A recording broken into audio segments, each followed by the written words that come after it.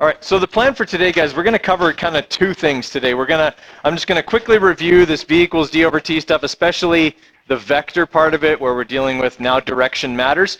We'll work on that for a little bit, and then we're going to start on graphing. Okay, today will be mostly just construction of graphs, how they work, finding scale, stuff like that. You're not going to be building many graphs by hand in my class, but it's still valid to kind of go through the process so you understand how, like Google Sheets or Excel or whatever program you use to do it, how it does it, just so you kind of see that. So we will go over some graphing stuff today, kind of the fundamentals of it, calculating slope, using y equals mx plus b. If we have time, we might get to that. And then we'll continue on with that tomorrow. Friday, we'll have the Chromebooks, and I'll show you how to do your graphs using Google Sheets. Okay, and then on Monday, we'll do our first lab to do with graphing. Okay, where we'll run some carts down the atrium hallway and time them and measure them, and then we'll graph the data from that in Google Sheets and put that kind of stuff together.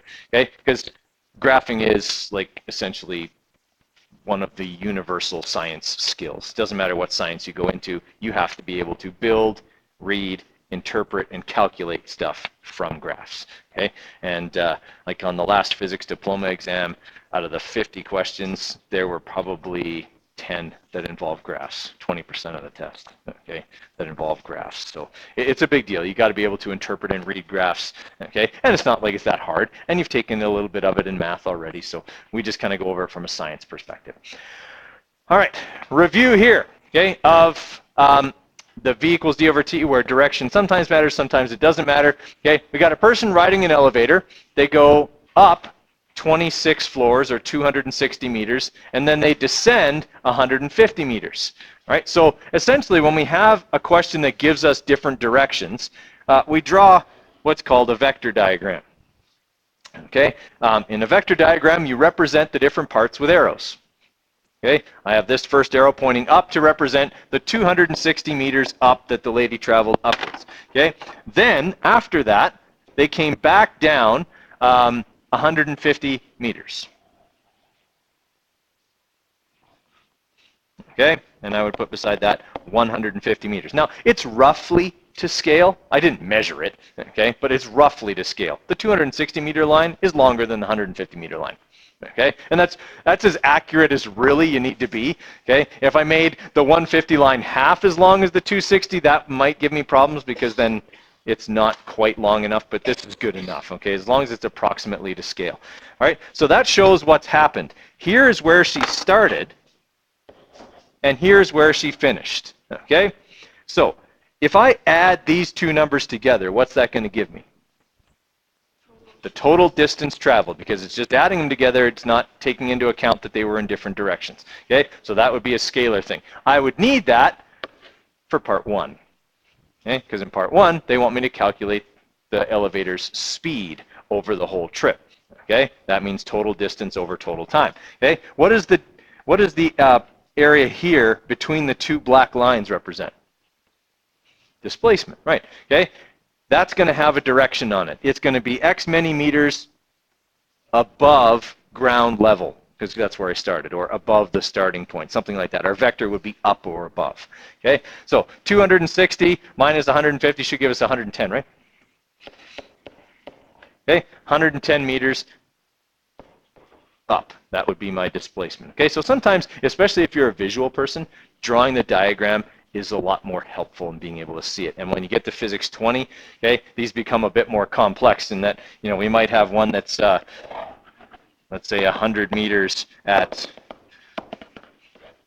60 degrees north of east, and then you would have another one that goes this way, okay, at, 50 degrees south of east, and then you might have another one that comes back over, and you have all these angled ones. Okay, that's going to involve trigonometry. You don't have to do that in Science 10.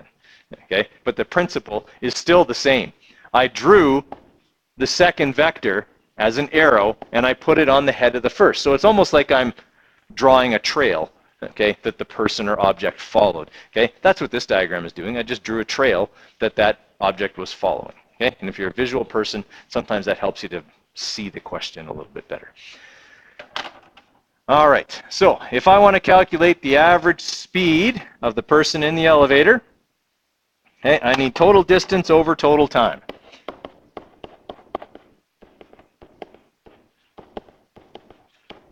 All right, so my total distance, 260 plus 150, should be 410, right? I shouldn't do math in my head. 410 meters. Okay, and our total time, I missed 240 seconds. Oh, it's out here, cut off. 240 seconds.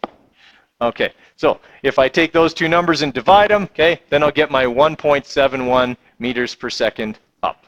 Whoa, not up. That shouldn't be on there because, no, it's distance. Or sorry, it's speed, it's scalar. Shouldn't have a direction on it at all. Now, proper number of significant figures.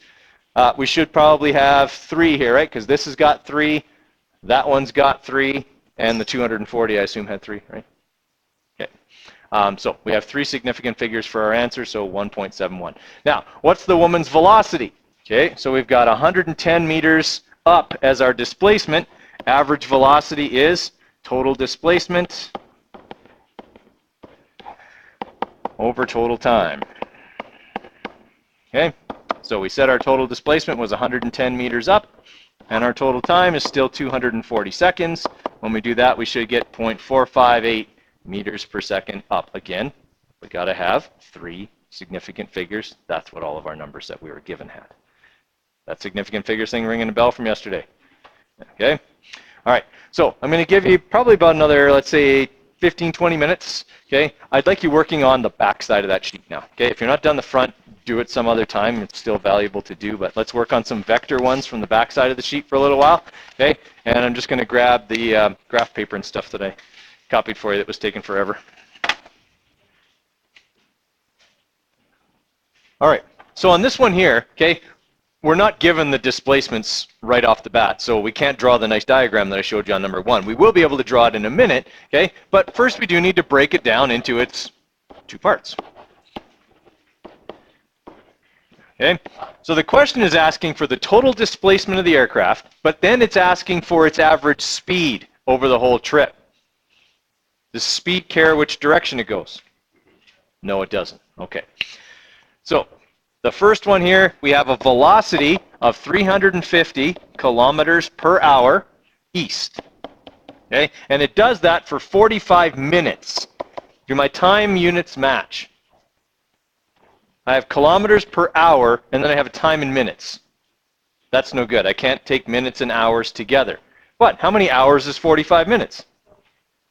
0.75, it's 3/4 of an hour. Okay, so I'm just going to write that in as my time, 0.75 hours. Okay, all we have to do is when we read a question, make sure all of our units for distance and time match. Okay, everybody follow me there? All right, so I've got that, and then for part 2, it tells me that the velocity of the aircraft is 375 kilometers per hour west. Okay, and it's going to do that for 30 minutes, which is 0.5 hours. All right, now I can do some mathematical operations because all my units are in sync with each other. Okay, so part A, how far did the plane go? Right, well, I don't have distance for either part, so I should probably calculate that right now. But I'm not going to calculate distance, I'm going to calculate displacement because I have velocity. Is that okay? Yeah. To make displacement for one section, distance for one section, all I do is take off the direction. Okay? If it's for one section, it's a straight line, right? The distance and the displacement for part 1 are the same magnitude, one just has a direction on it. Everybody okay with that?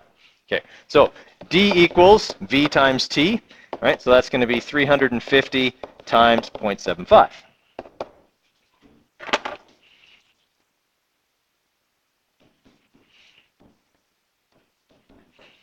All right, so they're going to go 262.5 kilometers east.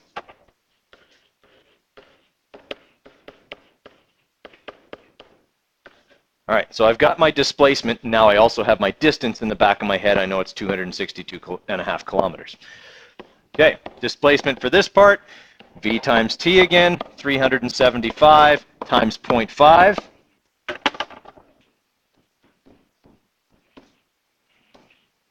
$187.5 kilometers, and that's going to be east. All right. So to calculate the total distance traveled, what do I do with the two D's? Add them. Yep. Okay. I don't care which direction they went for distance. Just add them together. That's how far in total the plane has traveled. So plus 262.5. Okay. Gives me 450 kilometers. That's how far the plane flew. Okay. Now part B wants to know what's the displacement. Well, now direction does matter. So instead of adding these two numbers, I'm going to subtract them because one was west and one was east. Okay, so I'll take my 262.5 and subtract my 187.5. 75 kilometers west. Yeah, the west, oh sorry, no, east, sorry. The east number was bigger, right? They traveled east for longer, so it's 75 kilometers east. Okay.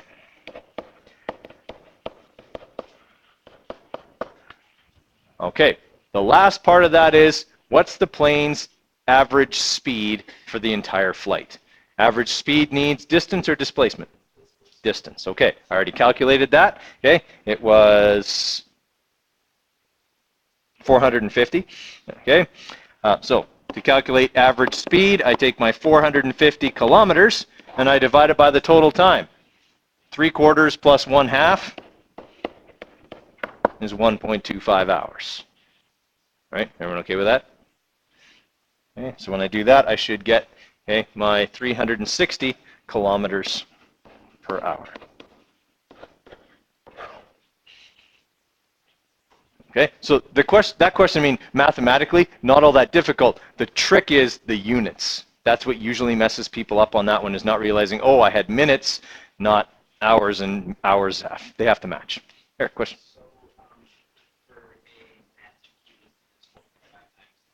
Significant digits, yeah, sorry. Yeah, we got to get back to that, you bet.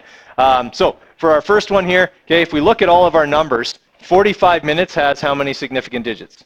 2. Okay, so that means that my answers, since I'm using that to calculate every single answer, okay, or at least part of it, okay, my final answer can only have 2 significant figures. So when I look at 450, that's got 3 because trailing zeros are significant. So I've got to put it in scientific notation, right? So here's where the decimal is in 450. So I'm going to move it 2 spots over and get 4.5 times 10 to the 2 because I moved it 2 spots. All right. Could I have also written it as 45 times 10 to the 1? I could, but that's not proper scientific notation. Proper scientific notation, we call this the base number because it's the one we're multiplying the exponent by. The base number needs to be between 1.0 and 9.9. Okay, it can't be bigger than 10. Okay, in proper scientific notation. So you're always going to move the decimal until you've got one number to the left of it, however many spots you need to move it. Okay. Right, other one's giving us trouble. 6? Okay. Oh, okay, yeah, you don't have to do number 6. It's one of these right angle triangle ones that involves trigonometry. Yeah. Yeah. You can scratch it off, yeah. I put it on there if you were starting to get cocky, right? And you needed to be humbled a little bit, you could try that one. It's really just Pythagorean theorem and one trig calculation to get it done, but.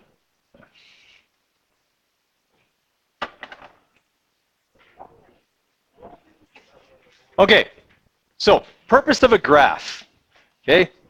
Why do we want to graph some data?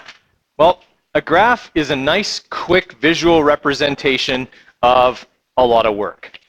Okay, if I run an experiment where I have, let's say, 50 different trials, okay, and each one of those trials takes me 10 minutes to set up, okay, somebody doesn't want to have to read through my explanation of what I did 50 times and look at each individual trial in terms of data. What they want to know is, what did you find? In the course of your experiment, how were the two things that you were experimenting, how did they relate to each other? Right? So an example of that could be, if I was timing a caterpillar crawling around the 400-meter track, okay, that's going to take me a long time. I'm going to be out there probably all day, okay, and watching this thing and making sure that birds don't eat it at some point around the track, right? It's going to be a difficult experiment to run. So if I find that he moved pretty consistently around the track, let's say he was actually able to go at kind of a constant speed, okay, I would find that his distance from the starting line was going to increase the longer I gave him time to go. Agreed? Okay, so I would have time on the bottom on the x-axis, and I would have speed on the y-axis. Okay. Okay, so with this caterpillar then, what I'm going to find, sorry, not speed, okay, their distance, sorry, okay, is going to increase the longer I give them. Okay, so eventually, after hours and hours of agonizingly measuring where my caterpillar is and timing him crawling along the track, I'm going to get a graph that looks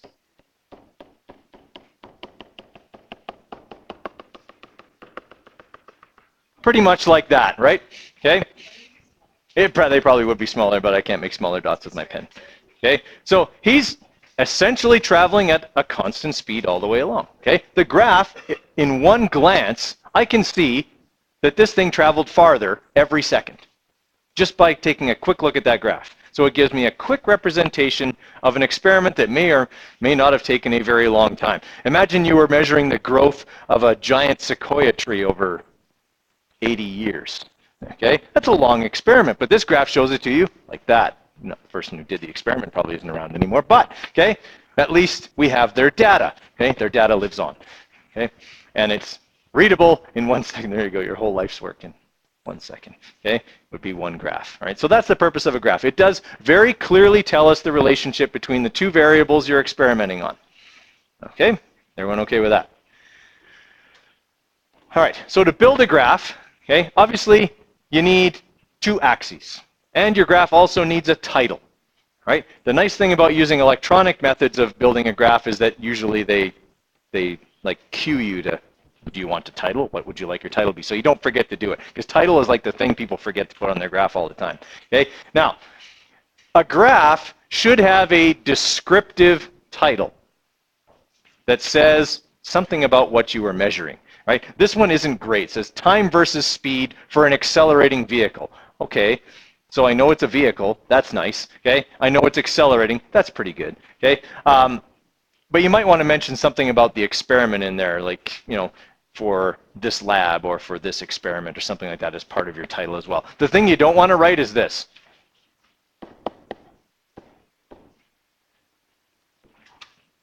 T versus V. Because I see people do that all the time. That's like, okay, time versus speed for what? Like, I look at this graph and I'm thinking, okay, this looks kind of fast. Is it a wild animal that's very fast? Is it a car that's kind of slow? Is it a dump truck? Is it a tank? I don't know. Okay? The title doesn't tell me enough to figure that out. So I don't have a context with which to interpret the graph. So your title should give the people the context of the experiment so they know what they're looking at, as opposed to just, it's this thing and this thing compared. It's this thing and this thing for this situation. That's what your title should include. Okay? All right, then you're going to draw a vertical axis, which is the y-axis, this one, okay, and a horizontal axis, the x. Okay? Now, sometimes your graph might actually go like this, and you would have a negative x-axis and a negative y-axis. Sometimes a graph has that too. Okay, for us, probably not all that often. Okay. All right, on each axis, you've got to have a label so people know what's on that axis and what's on this axis. Always, the manipulated variable goes on the x. Always. Right? Which is why in the design of all the experiments that we've done, you've had to identify your variables. Okay? You identify those, then you look, when you're building your graph, you know where each variable should go. Okay? Because what we want to see is, what was the effect of what I did on the thing I was measuring? Okay? I can't see that if I have it reversed. Okay? So what I see this way is, as I increase the manipulated variable or change it in whatever way I'm doing, here's the effect. Okay? So if I was looking at, let's say, the effect of being on a diet on my mass, okay? That would be time versus mass, okay? And I would hopefully see that the longer I was on the diet, the less I had mass, okay? Notice I didn't say the less I weighed. It's not right to say that, okay? All right, so the less of me there would be, okay, over time. Hopefully that line doesn't intersect with 0, because that would be problematic. All right, everybody follow me on that one? Okay, so it's showing me accurately then, here's the effect of what you did. So you changed it in this way, and this is what happened to the thing. Okay? Everybody all right with that one? All right, so things to remember then, okay, is that your manipulated variable is on the x-axis and the responding variable is on the y-axis. And you must always label them with units. Okay, so it's time measured in seconds. If you just put time there, the graph then becomes, again, it'll have a lack of context. I'm going to look at that graph, and it's going to say time versus speed of an accelerating vehicle. Speed, time with no units. Now, I mean, if I'm familiar with vehicles accelerating, I'm probably going to assume it's kilometers per hour in seconds or meters per second in seconds, but I'm making assumptions, right? The graph will look different if it's in kilometers per hour versus meters per second, okay? And what if it was for a car rolling down a really, really shallow incline, right? I might think that this is in seconds and think that this car is really fast, but in fact, it's in hours, and the car is really slow. Okay, so it's really misleading if I don't put units on my graph. Okay, so I'm going to be kind of sticky when you hand in a graph in a lab report. If it's missing those things, it's going to cost marks, because when I look at that graph, I'm going to go, I don't know what this graph is telling me. Well, I have to pretend that I know what the graph is telling me, but you didn't tell me what it was telling me. Okay. All right. The nice thing about doing graphs electronically is that they'll figure out the scale for you. Okay. Figuring out the scale is probably the toughest part of a graph. It shouldn't be, but it ends up being that way. What that means is, what do I make every square worth on my graph? Okay, and that's a challenge because we want the graph to take up as much of the graph paper as possible. Okay, I don't want to have a graph, okay, with a whole piece of graph paper that goes like that. Okay, because I wasted paper then. And if I'm trying to do any calculations or anything, I don't have a lot of data points or room to do a lot of calculating because it's too small. Okay, whereas if I made that scale bigger, now that graph, okay, takes up the whole page, and now I've got a lot more to work with. Okay, so we want to pick a scale that fills up the whole page. And like I said, when you do this in Google Sheets, it does that for you automatically. The key here, though, is that every square has to be worth the same amount. And I see people do that. They make squares worth different amounts. I don't know why, but it makes the relationship on the graph inaccurate. So if I have these points here, and I have like, okay, my first line's worth 1, and my second line's worth 1, and my third line is worth 1, and then this line is 10. Okay, not that you would make a big mistake like that, but sometimes when people are getting near the end and they realize, oh, I ran out, I didn't count right, and I ran out, and they just make the last one the right number. Suddenly the last box is worth 5 when all the others have been worth 1. Okay, well, when you draw your best fit line telling me what's going on, you do this, but that's not really what was happening. Okay, what would happen would actually be, and I can't do anything with that line. I can't use y equals mx plus b with that line because it's got a big jagged part in it, and it's not accurate anymore. Okay, so every square's got to be worth the same amount. How do I make the squares worth the same amount? I count the squares first. Okay, I got to know how many squares are on the x-axis, how many squares are on the y-axis, because it'll be different. You're using an 8.5 by 11 sheet of paper, right? So one axis is longer. And then I look at my data. The biggest number I've got to fit on my axis, so if, let's say 100 was the biggest number I had to fit on my x-axis, and I had 20 squares, okay, what do I make each square worth? 5. I make each square worth 5. 100 divided by the number of lines, so 100 over 20 gives me 5. Okay, every line's worth 5. Now, it would be great if it always worked out to a nice round number like that, but it never does. Okay, it always comes out to something awful like this. Okay, like 23.333 repeating. Now, you don't want to make every line worth 23.333 repeating, because then the next line is 46.6666, and then the line after that is, see, that's the problem, is trying to figure out what the next line is, right? And so you don't want to do that. Pick numbers that will make the scale pretty close, right? What's a reasonable number that's close to this that I could pick? Well, I could pick 23, but here's the problem. 23 is smaller than this number. 25 would be a good number, right? Easy to count by, pretty close to the number I got, okay? And I'll use up almost all of the axis, pretty close to the end, okay? always have to pick a bigger number, because if I pick a smaller one, I'll run out of lines. Right? It says that if I make every line worth 23.333, I'll end with my biggest number on the very last line. But if I choose a smaller number, I'll run out of lines before I get to my biggest number. Okay? So whatever you get, round up to a convenient number that's close. Okay? If you get 6.77482, like a ridiculous number, don't round up to 10. Okay? That's not close enough. I mean, it's a nice convenient number, it's easy to count by, but then you're only going to use up 2/3 of your graph instead of the whole scale. All right? I would pick 7. If it was me, I'd go by 7. So 7, 14, 21, 28, right? 35, go up. Okay? Yeah, so just pick, a nice nearby number that you can count by accurately and use that instead.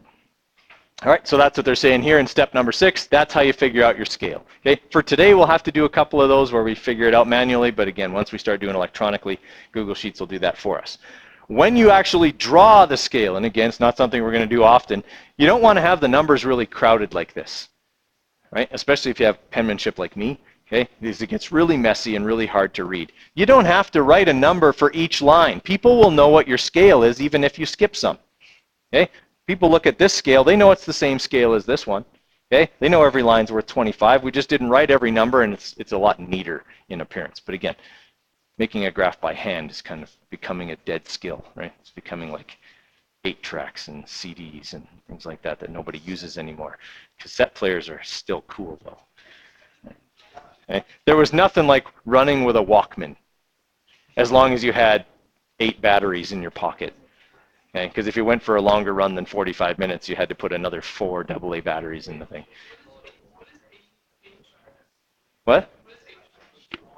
8 tracks? No, they're a big tape. They're the ancestor of the cassette tape. So it's about this big, and you could put 8 songs on it. That's why it was called an 8-track. It had 8 tracks. Yeah. Did you switch out the song? No. It was, you bought an 8-track. You bought it that way. It was like, you like buying a CD. You couldn't change it. You'd stick it in.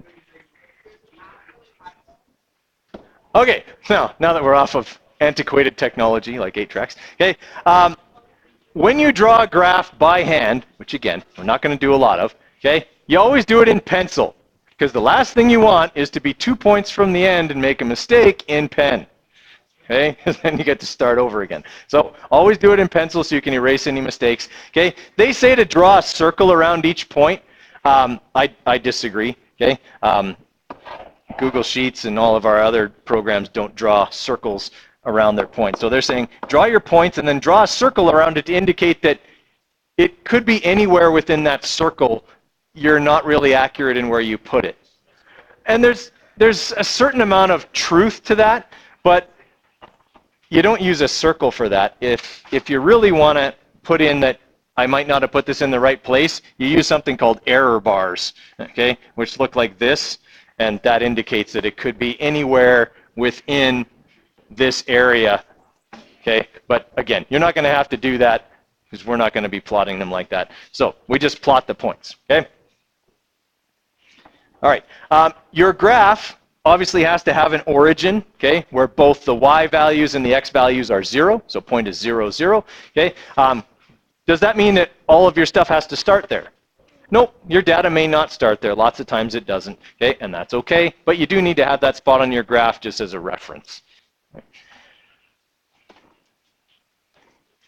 All right, terminology, grid lines. I'm going to use that term all the time. Grid lines are the lines that are on the graph, okay, that make up the grid that you see on a piece of graph paper, right? A grid line intersection is spots where the grid lines cross each other.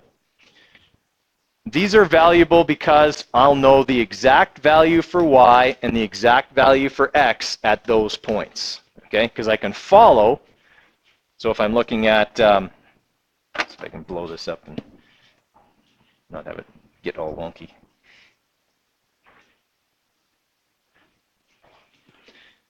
Okay, so if I'm looking at this spot, this grid intersection right here, okay, I can go all the way across and know the exact y value and all the way down because I can follow the line down to that axis and know exactly what the value is there.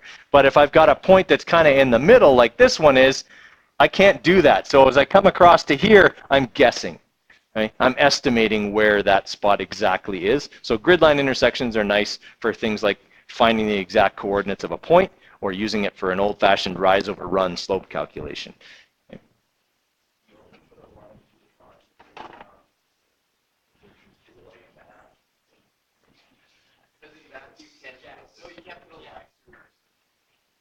Well, a line might go through one of your points, but chances are it's not going to.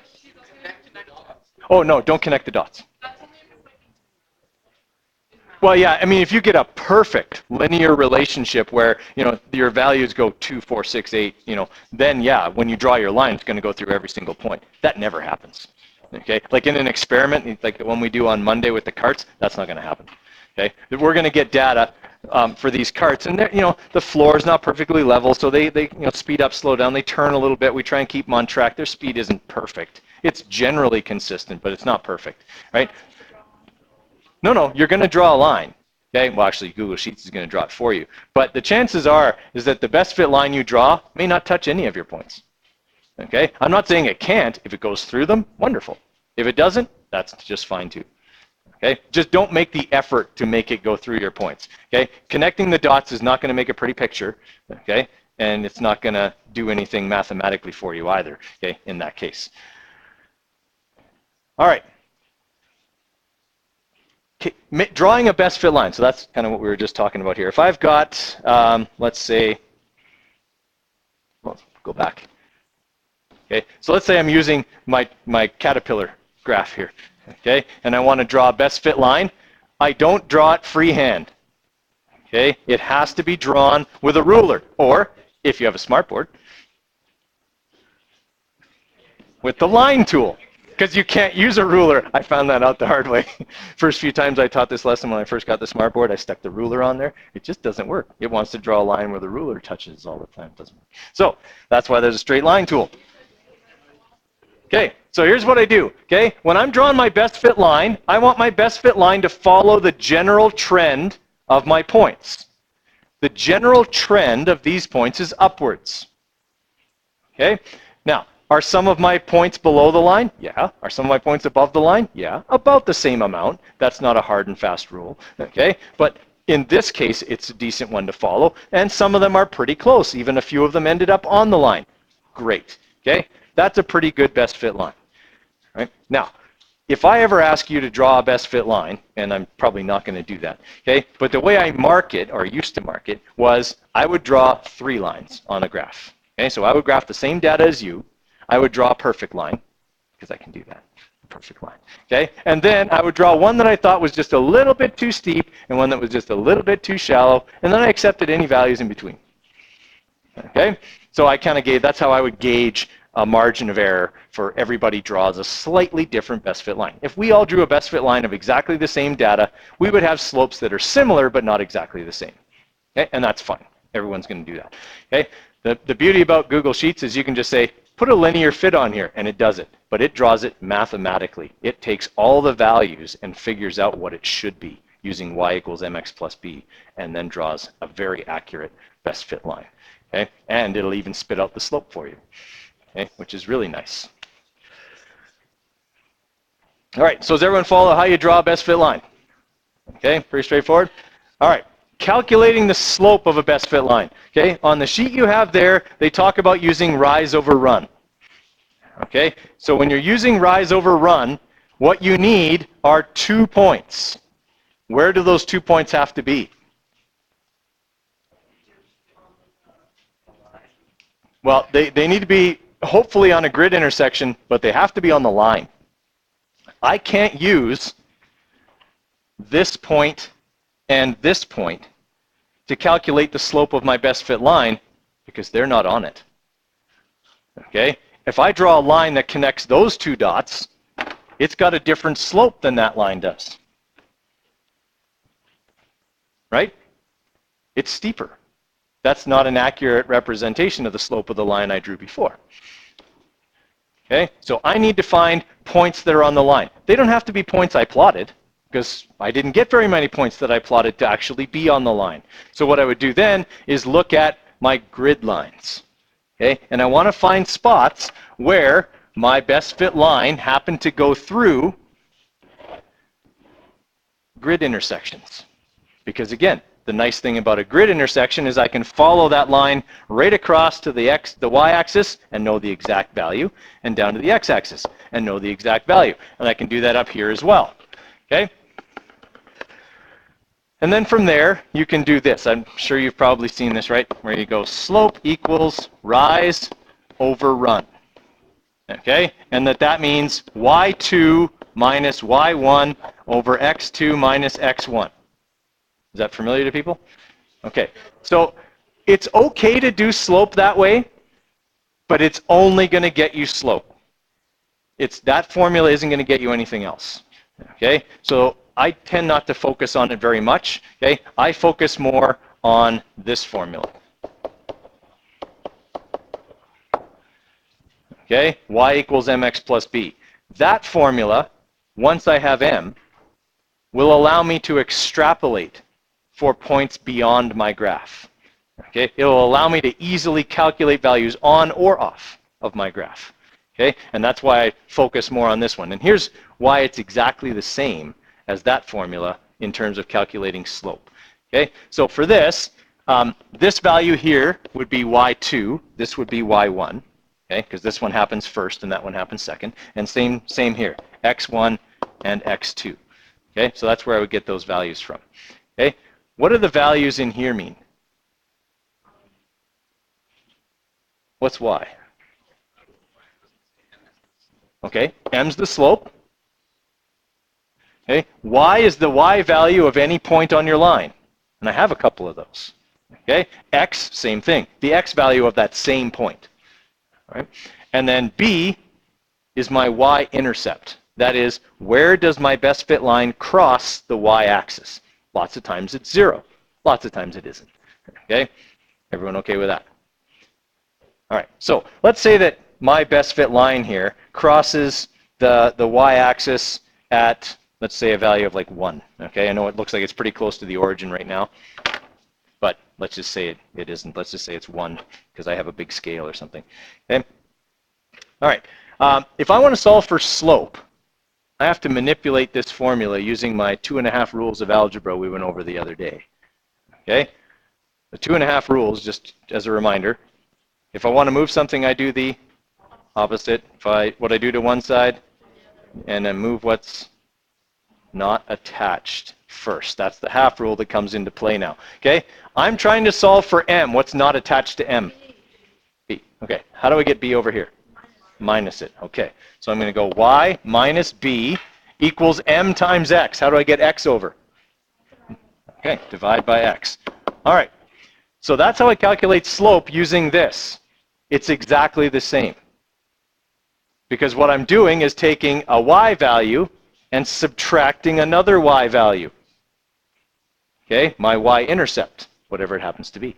Okay? And I'm dividing by x. Well, if b is right here crossing the y-axis, what's the value of x right here? 0. Right. Okay? And then the other point I'm using is over here. So if I take this value, that's x2 minus x1, which is over here now, 0. Okay? So I'm going rise, the change in y, divided by run, the change in x. So it's exactly the same formula. Okay?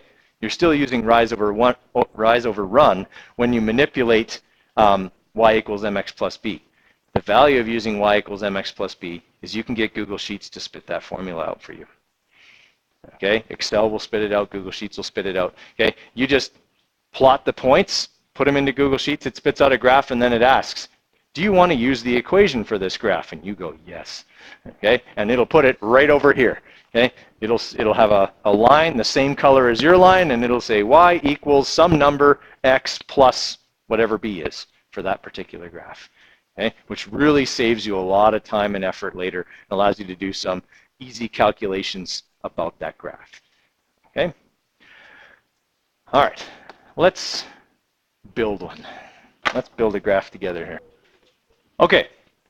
So what we're going to do now is build this particular graph by hand. Okay?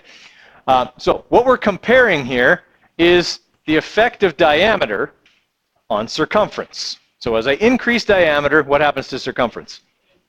It increases, right? Okay, they have a linear relationship, right? If I make one go up, the other goes up. Okay, so what I need to do then is put a title on there. Okay, so my title could be, let's say, my circles graph. Okay, circles graph, diameter versus circumference. Okay, that tells them what's on the graph, and it tells me what kind of lab I'm doing. I'm doing a lab on circles, I guess. Okay, all right. If I'm testing the effect of diameter on circumference, which one should go on the x-axis? Diameter. I'm manipulating diameter. As I make it bigger, I'm measuring its effect on circumference. So circumference is the responding, diameter is the manipulated. So diameter will go here, and the units were centimeters. Okay, and circumference is going to go here.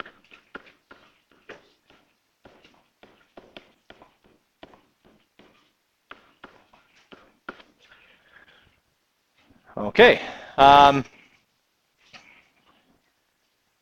What do I do next? I got to get a scale for each axis. All right. Now, your sheet of graph paper isn't exactly the same size as mine, but we're going to pretend that it is. Okay. I've got 30 squares along the x-axis on my graph. Okay. The biggest number I've got to fit on the x-axis is 7.4. So what I'm going to do then is take my biggest number, 7.4, and divide it by the number of squares that I have, 30. All right, so that's telling me that each line should be worth 0.246. What could I round that to that's really easy to count by? 0.25. Okay? So every line is worth 1/4 of a centimeter. Okay? That makes sense. It's easy to count by quarters. Okay? So that's what we're going to do. Now, am I going to write on every single line? No, especially with my penmanship. Okay? So I'm going to go every fourth line. So here's 0, there's 1. There's 2, there's 3, there's 4, 5, 6, 7, and 7.5 is my last line, which means my biggest number is fitting on that graph. I'm going to have to estimate about where to put that point, but that's okay. That's the nature of graphing. Now I have to do the same thing for my y-axis. I have 37 lines on my y-axis. Okay?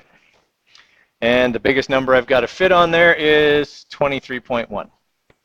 So I'll take my 23.1 and I will divide it by 37 lines.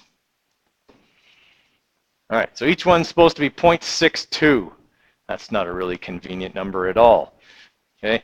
I would say maybe round it to 0.7. Right? If I count by 0.7s, that'll fit pretty nicely on the graph. It's not a great number to count by, but okay, we'll test our ability to count by sevens a little bit. Okay. All right, so I'm not going to write on every line because, again, that's going to get pretty messy. So 7 and then 14, so that'll be 1.4 actually, not 14. Okay, and then 2.1 and 2.8.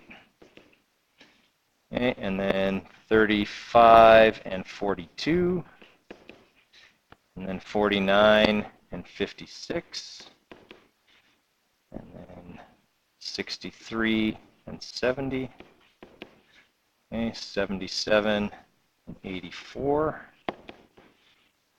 okay, 91 and 98,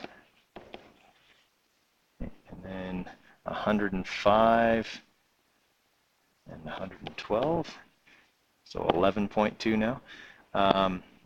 Okay, and then we'll have 119 and 126, so 12.6. Then 133 and 140, so 14. Okay. It's going to take a while to get up to there. Okay, so we'll have 100. What's that? What do you mean go by ones? No, I can't make every line worth 1. I'll never fit there. It'll end right here. Like, I won't use up the whole scale, right? So I want to use up as much of the graph as possible. I know it's cumbersome, right? Sometimes it's cumbersome. Okay, so we'll have 147 and 15.4. Okay, so 161, 168. Okay, 175, 182. Okay, 189, 196. Okay, and then 203 and 210. Okay, almost there. 217 and 200. Oh, someone interrupt me. 217. See, I'm messing it up now.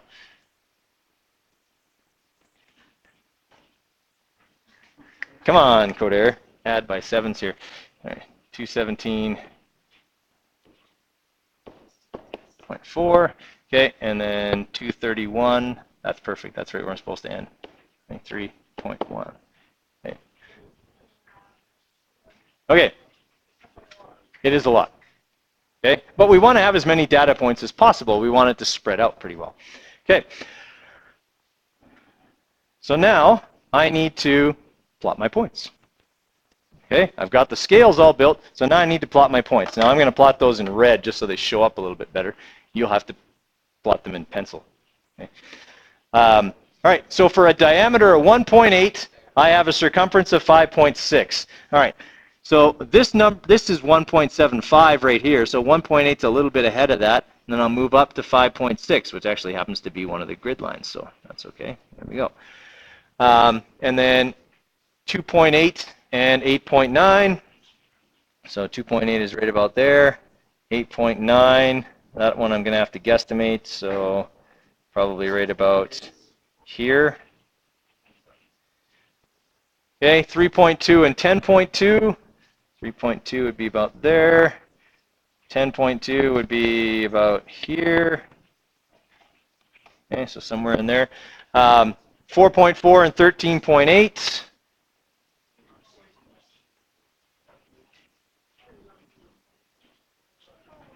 Probably right about here. Okay, and guys, you're going to have to estimate a little bit, right? But just follow kind of what I'm doing. I start with my x value and I just move up. That way I know I haven't moved from side to side at all. Okay? So at 6.6, it's 20.6. So here's 6.5, right here. So 6.6 is just a little bit to the side of that. Okay, and I have to move up to 20.6. So that line there is 21. So it's right about here. Okay, and then 7.4 and 23.1. So 7.4, 23.1.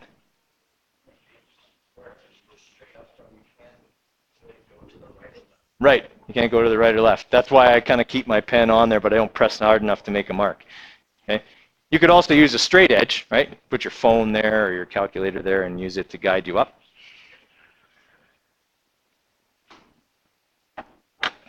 All right, I've got all my points plotted. Now, from the looks of it, it's pretty linear, right?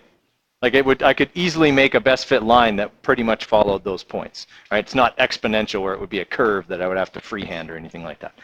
All right, so I'm going to draw a best fit line here to represent my points. Okay, so I got my line tool.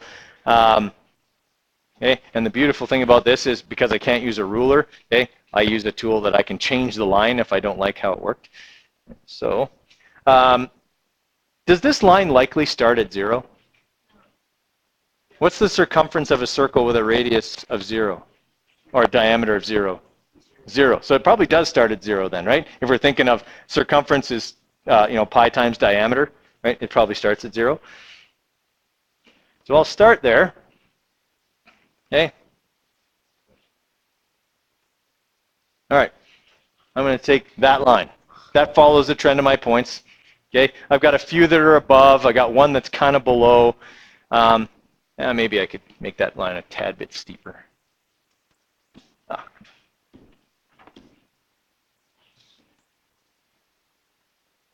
Maybe like that. That might be a little bit better. I had it just before the 7.5, so like right here, and 23.1. So that was my last line there. My line's actually over top of it now, I think. Okay, I've got my best fit line. Now, I know for certain that B on this line is 0. My y-intercept is 0 for this line because I made sure I started it there. Okay, so I've got y equals mx plus b, and I'm trying to find the slope of my line.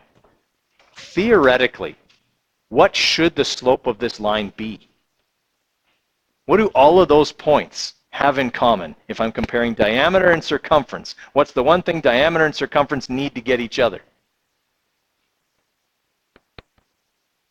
If I want to get circumference from diameter, I need one other number, pi.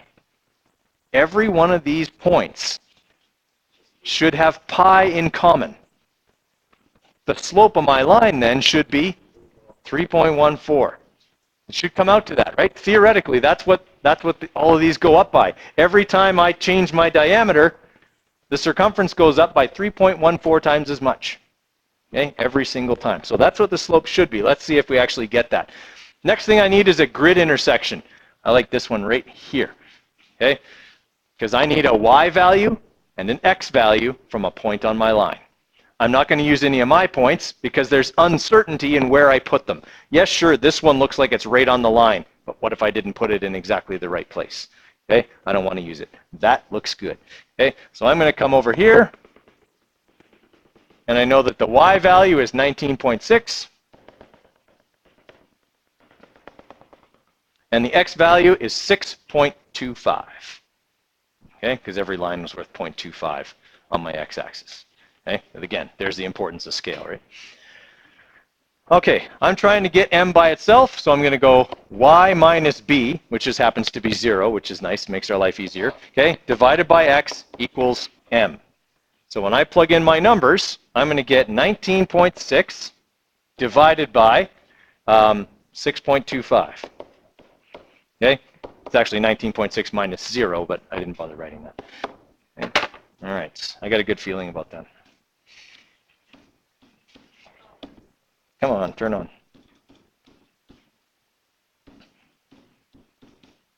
Oh, 2.5. Who's the man? Okay, that's actually the closest I've ever gotten. Okay. Every year I do that pie graph, and like I've been anywhere between, I think my best value was like 3.15. Okay, if you round it, yeah, that's what I said. Come on, man. All right, so I got 3.14, okay, for the slope. You try it with your points, then you'll get an idea as to how accurately you drew your best fit line. Okay, so draw a best fit line on there, and then do what I did. Okay, find its slope and see how close to pi you get. Okay, I would say an acceptable range of values, I would say anywhere between 3 and 3.3. Okay, so about 0.15 on either side of the actual value of pi. All right, so give it a try. Draw your own best fit line. There's meter sticks over there, okay, and see what you get. Okay, good question just came up, which is, what are the units? I mean, units are important in physics, right? So here's the thing. My y value was in centimeters. My x value was in centimeters. Does pi even have units? No, it doesn't, and that's okay. It came out that way too. We divided centimeters by centimeters, and centimeters canceled. Pi's a constant. It doesn't have units. Okay, so our units came out to no units. Yeah, if it was distance on one and time on the other, it might be kilometers per hour, right? It's whatever the y is over whatever the x is.